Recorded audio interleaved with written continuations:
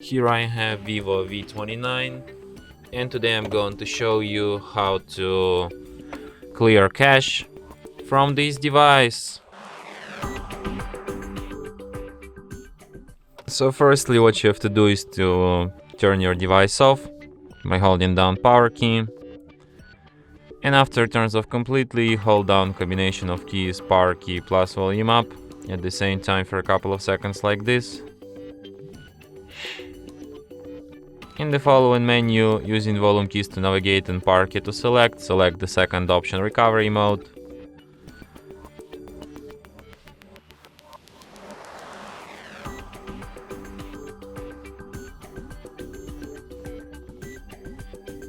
So here you should select clear data, then select clear cache, confirm it, and after a few seconds all the cache data will be wiped, and you can return and just restart your device. And it will be restarted just as usual.